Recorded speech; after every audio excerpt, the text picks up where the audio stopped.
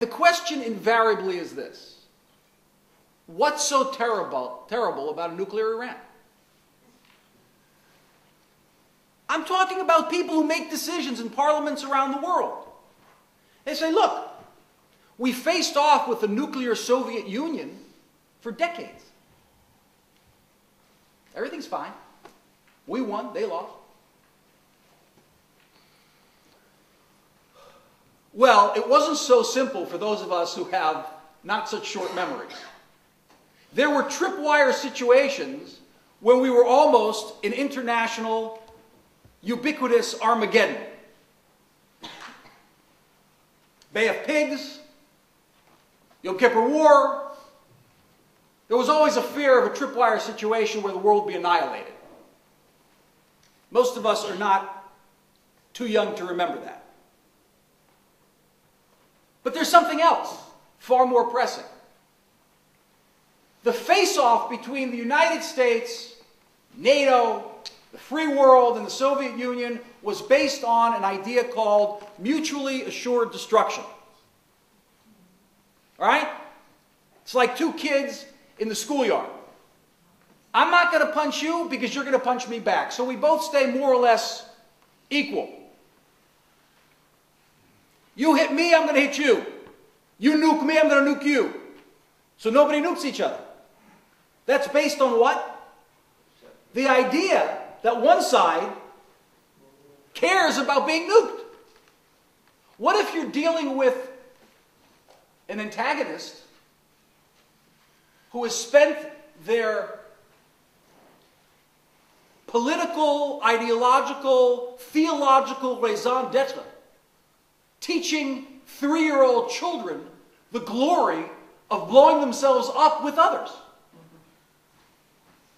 Is this mulocracy the same type of government as the Soviet Union? Do these people really care when they're talking about virgins in heaven for those who blow themselves up? Those who have made an art of killing innocents in the most modern Amalekian fashion imaginable? Does mutually assured destruction apply to these people? Obviously not. Now, even when it did apply with the Soviet Union, so that only meant that nuclear bombs weren't going off on either continent.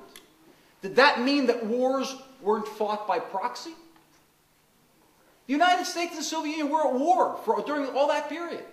They were at war in Africa, and they were at war in Asia, and they were at war in Europe. The wars took on different forms, but they were at war all the time. Can Israel afford to be at war day after day by proxy for the next 30, 40, 50 years? And what if the United States and England and Western Europe and Israel have to face terror organizations, Al-Qaeda-like, that are operating suddenly under a nuclear umbrella? Can you afford to do the same thing to these terrorist organizations when they're not operating under a nuclear umbrella as you will be able to when they are operating under a nuclear umbrella? Of course not. It's a whole different ballgame. How are we going to respond to Hezbollah in the north and Hamas in the south if they're both protected by a nuclear Iran? The world changes, ladies and gentlemen, overnight. The moment Iran becomes a nuclear power, the world changes. There's an automatic race between Sunnis and Shias. And it's a matter of time before Saudi Arabia, Egypt, perhaps more, get the bomb.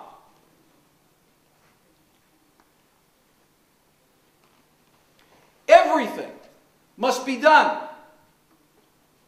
Everything must be done to prevent this possibility from becoming a reality. And it's something that has to be pressed upon anybody who's willing to listen. From school principal to teacher to parliamentarian to students to the person sitting next to you on the airplane or on the bus. This is real. It is happening, and it must be stopped.